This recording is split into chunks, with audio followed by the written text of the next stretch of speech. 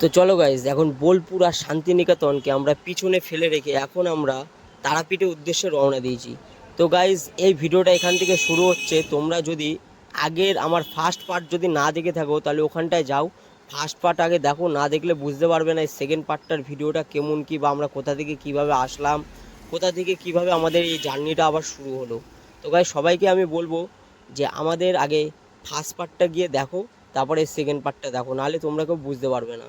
তা চলো গাইজ, সম্পূর্ণ রাস্তা এখন আমরা রাইড করব, একবারে তোমাদের সাথে তারাপীঠে গিয়েই দেখা হবে। তা চলো যাওয়া যাক।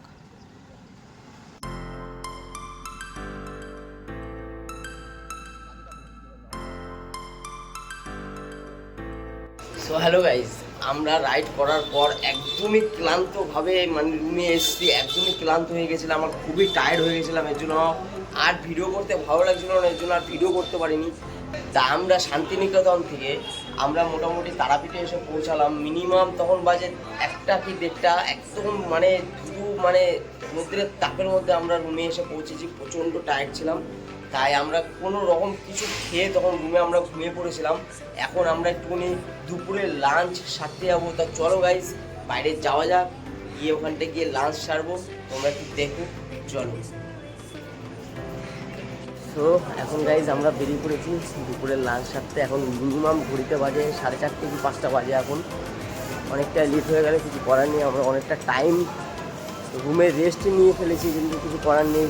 প্রচণ্ড রোদের মধ্যে প্রচণ্ড শরীর টায়ার্ড হয়ে গেছিলো, এই কারণে আরও রেস্ট নিয়েছি, সবাই ঘুমিয়ে পড়েছিলাম। তো এখন 5টার সময় আমরা যাচ্ছি লাঞ্চ সারতে। তা চলো।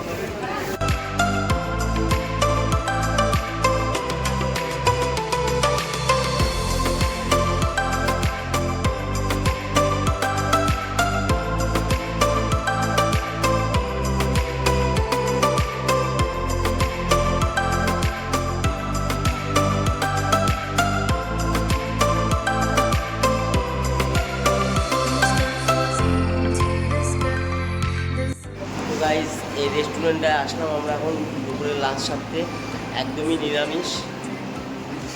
আমরা কালকে পুজো দেবো, এর জন্য কোনো আমিষ হোটেলে আজকে প্রবেশ করলাম না, আমরা সম্পূর্ণ নিরামিষ একটা হোটেল থেকে এখানে আজকের আমরা দুপুরে লাঞ্চ সারব। সো গাইজ, আমাদের দুপুরের লাঞ্চ অলরেডি চলে এসেছে, দেখতে পাচ্ছ এখানে আলু পোস্ত আছে, একটা আলু পটলের তরকারি আছে, আলু চিপস আছে, আর ভাত আর ডাল, আর তার সাথে একটা লেবু। চলো, কিরকম কী খাবার আমি একটু তোমাদেরকে খেয়ে রিভিউ দিয়ে দিচ্ছি।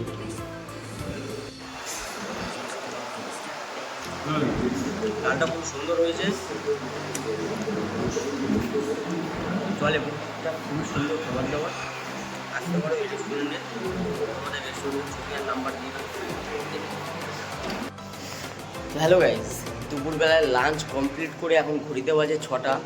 তাই এখানটায় একটা বীরচন্দ্রপুর বলে একটা জায়গা আছে, ওখানটা সুন্দর একটা মন্দির আছে। তা আমরা এখন এই তারাপীঠ মন্দির থেকে মিনিমাম 10 কিলোমিটার রাস্তা, 20 থেকে 25 মিনিট সময় লাগবে। তা এখন আমরা ওই মন্দিরটা একটু দর্শন করতে যাবো। তা চলো গাইজ, কি আছে না আছে সম্পূর্ণ ভিডিওতে তোমাদের দেখাবো, চলো যাওয়া যাক। চলো গাইজ, চলো যাওয়া যাক বীরচন্দ্রপুর, কিরকম কি টেম্পেল ওখানে মন্দিরের দেখা যাবে। তো চলো গাইজ, যাওয়া যাক বীরচন্দ্রপুর। আমরা গাড়ি নিয়ে অলরেডি বেরিয়ে পড়েছি, তারাপীঠ মন্দির থেকে 10 কিলোমিটার রাস্তা। মোবাইলে দেখাচ্ছে যে 20 মিনিট লাগবে, চলো যাওয়া যাক। তো গাইজ, অনেকটা রাইড করার পর অলরেডি একটা রাস্তায় চলে এসেছি। তা আমাদের এখান থেকে লোকেশনে দেখাচ্ছে আর 5 মিনিট আর 1.5 কিলোমিটার মতন রাস্তা। তা রাস্তাটা খুবই খারাপ, খুবই খারাপ, কিন্তু আমরা অনেক দূরে টেম্পেলটা দেখতে পেয়েছি, যেই টেম্পেলটা আমাদের মেন লোকেশন, যেখানটায় আমরা যেতে চলেছি। তা ওই টেম্পেলটা আমরা দেখতে পেরেছি দূর থেকে। তা চলো গাইজ, একবার ওই মন্দিরটার সামনে গিয়ে নাই তোমাদের সাথে একটু কথা হোক, রাস্তাটা প্রচণ্ড খারাপ। তা চলো যাওয়া যাক। তো গাইজ, এইটা হচ্ছে মন্দিরের বাইরে, পাশ দিয়ে সাইড দিয়ে একদম অনেক প্রচুর জিনিসপত্রের দোকান আছে। এখানে ভ্যারাইটিস রকম জিনিস পাওয়া যায়, যেমন বাচ্চাদের খেলনা থেকে একদম গীতা অবধি, সুন্দর সুন্দর কীর্তনের করতাল, প্লাস তোমার এখানে তুলসীর মালা। তো গাইজ, এই হচ্ছে সেই মন্দিরটা। তা মন্দিরের ভিতরে কোনো রকম ফোন অ্যালাউ নেই, তা আমরা গাড়ি সাইডে পার্কিং করে এখন মন্দিরে একটু প্রবেশ করব। তো চলো গাইজ আমরা একটু ঘুরে আসি, আর ভিতরে কি আছে না আছে তোমাদের সম্পূর্ণ বলবো নেক্সট ভিডিওতে।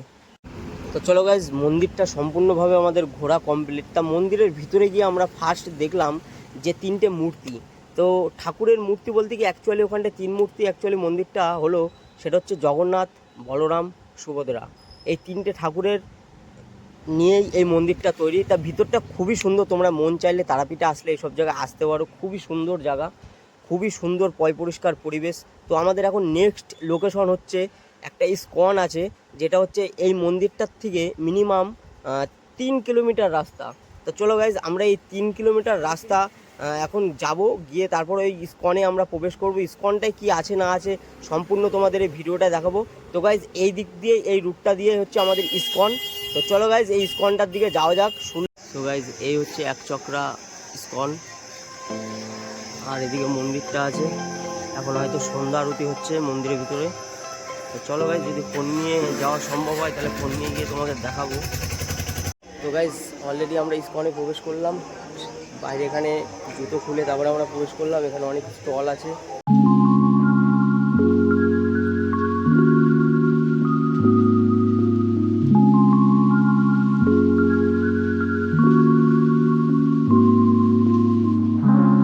হ্যালো গাইজ, গরমে পুরো ঘেমে গেছি। সন্ধ্যা আরতি হচ্ছিলো, ভিতরে গেছিলাম, খুবই সুন্দর খুবই সুন্দর। তোমরা যদি মন চাই কেউ তারাপীঠে আসবে, এসে এইসব জায়গায় আসতে পারো। মোটামুটি তারাপীঠ থেকে 10 কিলোমিটার রাস্তা। খুবই সুন্দর ইস্কনটা। জাস্ট কিছুটা সময় আর কিছুটা টাইম পাস করার জন্য আমার মনে হয় খুবই সুন্দর জায়গা, আসতে পারো। ভিতরটা খুবই সুন্দর। তো গাইজ আজকের মতন আমার এই ভ্লগ এখানেই সমাপ্ত করলাম। তাই এখানে কিছু ছবি তুলেছিলাম, সেই ছবিগুলো তোমাদের একটু শেয়ার করলাম। তো গাইজ নেক্সট দিন নেক্সট পার্ট আসছে, মায়ের দর্শন দিয়ে শুরু হবে।